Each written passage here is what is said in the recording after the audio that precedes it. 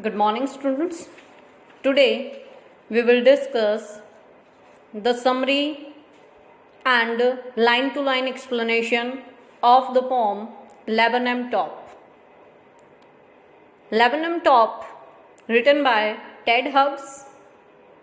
And what is Lebanon here? It is a tree, जो कि picture में आपको दिख रहा है. In this poem, the poet creates a beautiful picture of an autumn afternoon. The top of a laburnum is all silent and still. The tree is bathed in yellow light of the sun. The leaves of tree are yellowing. Its flower sheets have fallen to the ground. A goldfinch comes chirping and lands suddenly at the end of a branch. Then, with the alertness and abruptness of a lizard, she enters the thickness of the branch. At once, there is a lot of chittering and trilling in the tree. The wall tree trembles in a kind of thrill. It is the young brood of the goldfinch that has come to life on the coming of their mother. The mother feeds each one of them to their fill. Then again she comes out to the end of a branch and flies away into the infinite sky. She makes delicate whistling chirps as she flies away. The tree once again becomes silent and still. This is the brief introduction of the poem. Now we will start line to line explanation of this poem. Now we will start line to line explanation of this poem. The laburnum top is still, quite still. In the afternoon yellow, September sunlight. A few leaves yellowing, all its seeds fallen. Means it is the afternoon of a day in September. The sun is shining with its yellow light. The poet sees a laburnum tree bathed in the yellow sunlight. The top of the tree is all silent. It is quite still. A few of the laburnum leaves are turning yellow. All the seeds in its flowers have fallen onto the ground. The poet draws a lovely picture of a laburnum tree as it looks on an annual afternoon. Now I will tell you the Hindi explanation. Means कि सितंबर के महीने का तीसरा पहर यानी दोपहर का समय होता है. सूरज जो है वो अपने पीले प्रकाश के साथ में चमक रहा है. येलो लाइट, जो सूरज है वो अपने पीले प्रकाश के साथ में चमक रहा है. जो पोएट है वो लैबनम के पेड़ को, लैबनम का पेड़ जो है वो मैं आपको दिखा देती हूँ किस तरह का ट्री यहाँ पे होता है.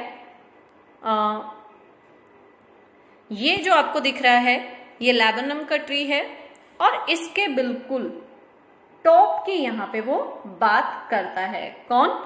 पोएट. और पोएट यहाँ पे कौन है? Ted hugs. नेक्स्ट,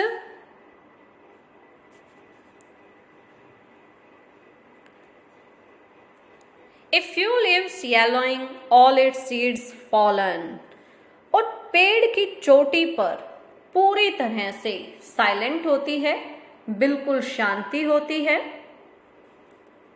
वह बिल्कुल पेड़ जो है वो हिल नहीं रहा होता है थोड़ा सा भी. पेड़ के जो कुछ पत्ते हैं वो पीले पड़ रहे होते हैं और इसके फूलों के सभी बीज धरती पर आ गिरे हैं. कवि जो है टेड हग्स जो है यहाँ पे वो बहुत ही लैबनम के पेड़ का एक बहुत ही सुंदर जो दृश्य है वो हमारे सामने पेश करता है. बिल्कुल ऐसे जैसा कि पतझड़ के मौसम के दौरान तीसरे पहर के समय दिखाई देता है। तो यहाँ पे जो फिगर ऑफ स्पीच हमारे बनते हैं वो कौन से बन जाते हैं, इजिली आप देख सकते हैं। एलिट्रेशन जो फिगर ऑफ स्पीच है वो यहाँ पे बन जाता है। एलिट्रेशन फिगर ऑफ स्पीच जो है वो यहाँ पे हमारा बनेगा।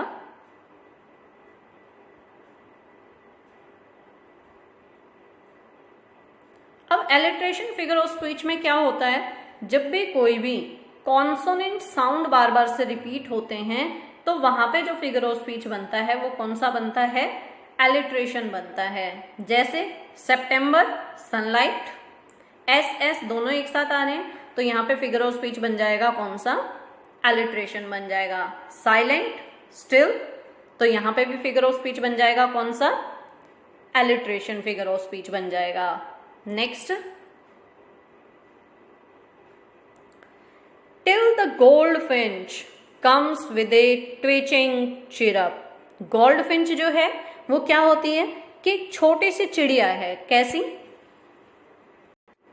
ये हमारी गोल्डफिंच है जो एक प्रकार की छोटी सी चिड़िया है जिसके पंख जो है वो चमकीले होते हैं।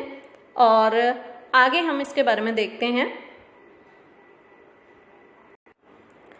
With A twitching chirp, twitching का मतलब क्या होता है, एकदम झटके से फड़फड़ाती हुई, तो उसको हम क्या बोलते हैं, ट्विचिंग हम लोग बोलते हैं। नेक्स्ट, ए सडननेस, ए स्टार्टमेंट। चिर्प का मतलब क्या होता है, जब चिड़िया की जो आवाज होती है उसको, चींची वाली जो आवाज होती है उसको हम चिर्प बोलते हैं। सडननेस मतलब अचानक से, स्टार्टमेंट मतलब सनसनी एकदम से। एट अ ब्रांच, जैसे ही क्या कि the laburnum lies silent and still till a goldfinch comes there with a twitching chirp. She lands suddenly and startlingly at the end of a branch. Next, then slick as a lizard. Slick means क्या होता है कि secretly move कर जाना वहां से। Alert and abrupt. Alert and abrupt. अब abrupt means होता है suddenly. She enters the thickness and a machine starts off chittering. Chittering means चों चों की जो आवाज होती है। Starts मतलब चौंक उठना पूरी तरह से, स्टार्ट हो जाना। स्टार्ट अप जो है वो फ्रेजल वर्ब है जिसका मतलब होता है चौंक उठना एकदम से। And A tremor of wings, tremor means होता है थरथराना, जो पंखों के फड़फड़ाने की जो आवाज होती है उसको बोलते हैं। थ्रिलिंग्स मीन्स क्या, कपकपाना, जो आवाज कपकपाते हुए लगातार बोलती है उसको बोलते हैं। नेक्स्ट देखिएगा, then very smoothly in the manner of a lizard she enters the thickness of the branches. She enters abruptly and remains alert as a lizard does. At once the whole of her brood starts chittering. Next, it is the engine of her family. She stops it full, then flirts. Flirts means क्या होता है कि एकदम से उड़ना, या हम कह सकते हैं क्या, फ्लिट्स आउट जो है वो झटके के साथ एकदम से बाहर आना। Next, she stalks it full and then flirts out to a branch end. Fillets अभी मैंने आपको बता दिया, अचानक से वो आती है कहाँ पे, ब्रांच के एंड्स तक। स्टॉक्स का मतलब होता है भर देती है, फिल कर देती है। Showing her bird face identity mask, क्या करते हुए कि अपने चेहरे के मास्क को पहचान बनाते हुए। इट मीन्स क्या कि there is a tremor of wings, sweet thrillings are heard, the whole tree starts trembling with a thrill of pleasure. It is the young ones in the goldfinch families who had started up their chitterings and thrillings at the arrival of their mother. The mother feeds them all of their fill, Then she comes out skipping in the end of a branch. She shows her barred face, which serves as her identity mask. Now, I will explain this stranger in Hindi. अब जो laburnum का जो पेड़ है वो बिल्कुल खामोश और निश्चल बना रहता है, यानी बिल्कुल मूव नहीं कर रहा है, जब तक कि वहां एक सुनहरी चिड़िया फड़कती हुई आवाज में ची ची करती हुई नहीं आती। यह एकदम चौंका देने वाले ढंग से अचानक एक टहनी के कोने के ऊपर आकर बैठ जाती है, लेकिन बड़े सीक्रेट तरीके से, जैसे बिल्कुल छिपकली की तरह से। यह फिर उसके बाद क्या करती है, घनी टहनियों के अंदर जो है वो एंट्री करती है और एकदम अचानक जैसे ही वो प्रवेश कर जाती है और सावधान भी साथ में बनी रहती है, जैसे कि कोई छिपकली। तुरंत ही उसके सभी बच्चे चूं चूं की आवाज करने लगते हैं, वे अपने पंखों को फड़फड़ाने लगते हैं और मीठी मीठी आवाजें करने लगते हैं। सारा पेड़ एकदम प्रसन्नता से और रोमांच से भर उठता है। अब जो गोल्ड फिंच है उसके बारे में कहा गया है क्या, कि वो अपने परिवार का इंजन है।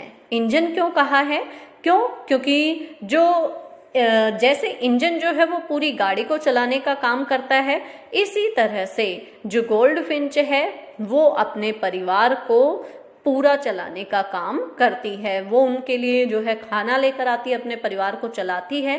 तो इसीलिए जो गोल्ड फिंच है उसको क्या कहा गया है, यहाँ पे जो है इंजन बोला गया है फैमिली का। नेक्स्ट, अब जैसे ही बच्चे आवाज करते हैं तो माँ उन सबको पेट भर के खिलाती है और फिर फुदकती हुई बाहर की ओर किसी टहनी के सिरे पर आ जाती है और अपना चेहरा दिखाती है और उसकी पहचान, यानी गोल्ड फिंच जो है वो अपनी पहचान बताने की कोशिश करती है। Then with airy, delicate, whistle, chirping, whispering, she launches away towards the infinite. Then with airy, delicate, airy means डरी हुई, sad, उदास, whistle, chirp means सीटी के जैसी आवाज निकालते हुए, whispering means ससराहट, फुसफुसाते हुए, थोड़ी धीमी आवाज करते हुए, launches away means उड़ जाती है, towards the infinite, infinite मतलब क्या, अनंत, क्या, then with airy, last line और देख लेते हैं, and the laburnum subsides to empty. subsides to empty means ऐसा शांत हो जाता है मानो उसके अंदर कुछ हुआ ही ना हो अभी तक, यानी बिल्कुल एकदम पहले की तरह बिल्कुल शांत हो जाता है। अब देखते हैं, then with airy, delicate, whistle, chirping, whispering, after having fed her young ones, the goldfinch comes out of the tree and flies away into the infinite sky. It makes sad, delicate, whistling chirps. As it flies away, the laburnum once again become all quiet and silent. It seems as if it had become empty.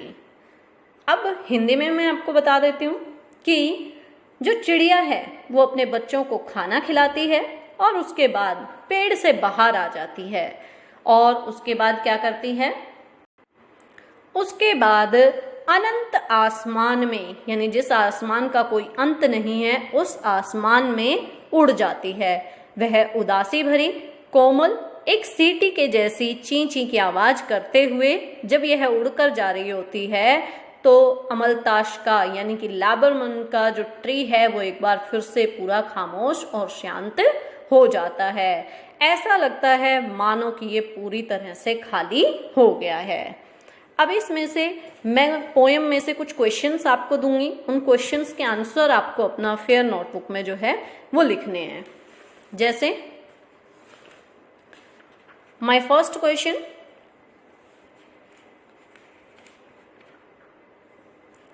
Name the poem and the poet.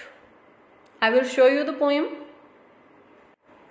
Second question, what has been said about the laburnum top? Third question, what time of the day is it? Next, what shows that it is the autumn season? Next, what sound does the goldfinch make? Next question, where does the goldfinch land? Next जो है, next हम लोग बात कर लेते हैं, who does she in the lines refer to? किन लाइनों की यहाँ पे बात हो रही है? तो ये हमारी बात हो रही है यहां से लेके यहां तक, कि इन लाइनों में जो शी प्रोनाउन है वो किसके लिए यूज किया गया है। इसी में से ही नेक्स्ट क्वेश्चन है, What has she compared to? Next question, what is the point of comparison? Next question, where does she enter? Next question, what does machine here refer to? Next question, what makes the tree tremble and thrill? What makes the tree tremble and thrill? Next question, जो next हमारा question है वो कहाँ से लेके कहाँ तक है, तो आगे का जितना भी हमारा बच जाता है पूरा का पूरा जो चैप्टर है उसमें से हमारा रहेगा लाइक शी से लेके और ये पूरा जो है यहाँ तक आपको जो है क्वेश्चन देखने हैं। इसमें से जो क्वेश्चन है, सबसे पहला क्वेश्चन है, who do the words she and it refers to in the first line? Second question, what does she do before flittering out? Next question, how do we come to know of her identity? Next question, what sounds does she make when she flies away? Next question, how does the laburnum look after she has flown away? ये हमारे कुछ questions थे। अब इसमें से कौन कौन से फिगर ऑफ स्पीच बन सकते हैं वो मैं आपको दिखा देती हूँ। जैसे कौन सी लाइन में कौन सा फिगर ऑफ स्पीच बनेगा, तो जैसे आपने सबसे पहले देखा कि फर्स्ट यहाँ पे लिखा हुआ एलिट्रेशन बनेगा, क्योंकि मैंने आपको बता दिया था एसएस जो है वो सेम उससे स्टार्ट हो रहे हैं। नेक्स्ट इसके बाद है सिमली। सिमली में क्या होता है कि जब भी हम कोई दो चीजों का कंपैरिजन करते हैं, दोनों चीजों में कोई एक पॉइंट जो है वो हमारा कॉमन होता है दोनों में ही, और उस कंडीशन में यदि हम एज और लाइक का यदि यूज कर देते हैं, किस किस का, एज और लाइक का यदि यूज कर देते हैं, तो वहां पे जो फिगर ऑफ स्पीच बन जाता है वो कौन सा बनता है, सिमिली बनता है। जैसे her face is like a moon, her face is like a moon. तो यहाँ पे हमने दो चीजों का कंपैरिजन किया, और कंपैरिजन किस किस का किया, उसके फेस का और मून का कंपैरिजन हमने किया। और जब फेस का और मून का हमने कंपैरिजन किया तो दोनों में एक पॉइंट कॉमन है, और कॉमन क्या है कि दोनों ही, मून भी सुंदर है और उसका फेस भी सुंदर है, और इन दोनों का कंपैरिजन करते हुए हमने किसका यूज कर लिया, लाइक का यूज कर लिया या एज का यूज कर लिया। तो वहां पे जो फिगर ऑफ स्पीच बन जाता है वो क्या बन जाता है, सिमिली हमारा बन जाता है। इसी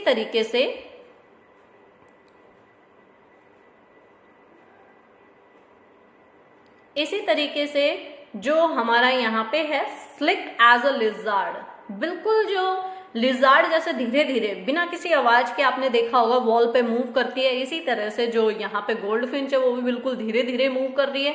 ये इन दोनों की सिमिलरिटी है। गोल्ड फिंच को और लिजार्ड को हमने कंपेयर किया। कंपैरिजन में एक चीज जो है वो सीक्रेटली मूव दोनों करती हैं, और कंपैरिजन करते हुए हमने एज का यूज कर लिया, तो फिगर ऑफ स्पीच बन गया कौन सा, सिमिली। अब बोथ यही चीजें हमने ध्यान रखनी है यहाँ पे, बस थोड़ा सा आप लोग यहाँ पे ये ध्यान रखेंगे क्या कि जब भी आप कभी भी यदि ऐसा करते हैं कि जब दो चीजों का कंपैरिजन करते हैं, कंपैरिजन करते हुए जब एक चीज आपके सामने आती है और उन दोनों में कोई एक चीज कॉमन है, लेकिन वहां पे उस कंपैरिजन करते हुए हम क्या नहीं करते, लाइक और एज का यूज नहीं करते हैं, तो उस कंडीशन में जो फिगर ऑफ स्पीच बन जाता है वो कौन सा बन जाता है, मेटाफर। जैसे a machine of glittering, it is the engine of her family. इन दोनों में ही क्या है, मेटाफर है। भाई वो वास्तव में इंजन थोड़ी ना है, उसको क्या कर दिया गया है, उसके अंदर और जो गोल्ड फिंच है और इंजन के अंदर एक सिमिलरिटी है। गोल्ड फिंच की वजह से फैमिली चल रही है और इंजन की वजह से क्या होता है, जो गाड़ी है वो चलती है। तो दोनों में एक जो है वो कॉमन चीज निकल के सामने आ गई, और इसमें हमने ना तो लाइक का यूज किया ना ही एज का, तो यहाँ पे फिगर ऑफ स्पीच बन गया कौन सा, metaphor.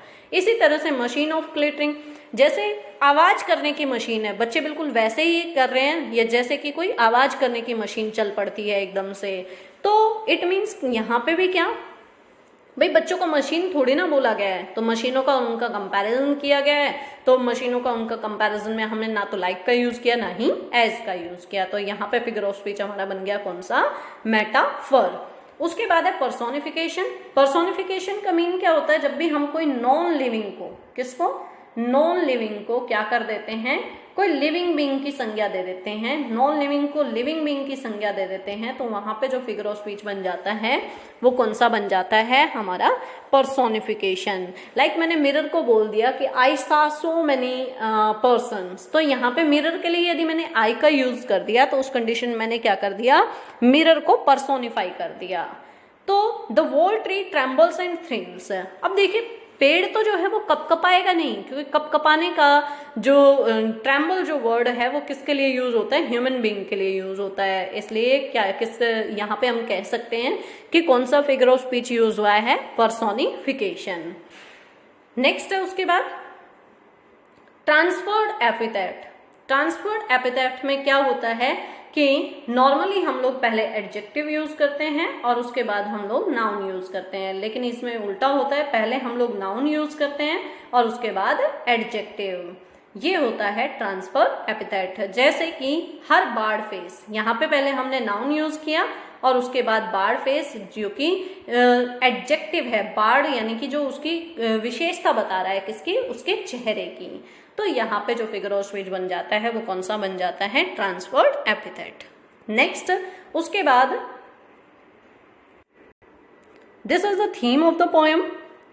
The poem Laburnum Top by Ted Hugg describes a mutual relationship between a laburnum tree, which is large, beautiful, but quite alone, and a goldfinch bird, which is quite amusing, beautiful, but without a shelter.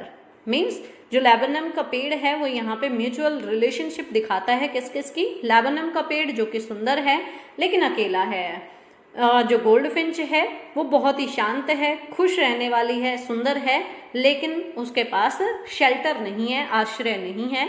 Thus the poet here is the poem wants to tell the reader importance of living with each other. तो जो poet है यहाँ पे वो यहाँ पे बताना चाह रहे हैं क्या, रीडर को, कि जीवन में हमेशा हमें एक दूसरे की ज़रूरत जो है वो पड़ती रहती है, इसलिए जीने के लिए एक दूसरे पर निर्भर रहना और एक दूसरे का सम्मान करना सबसे ज़्यादा महत्वपूर्ण बात है। मीन्स यहाँ पे जो पोएट कहना चाहता है वो सिंपली एक लाइन में यदि हम कहावत के रूप में बोलें तो बोल सकते हैं, जीवो और जीने दो। तो आज की जो हमारी पोएम है वो कंप्लीट होती है। नेक्स्ट कल हम एक नई पोएम जो है वो स्टार्ट करेंगे।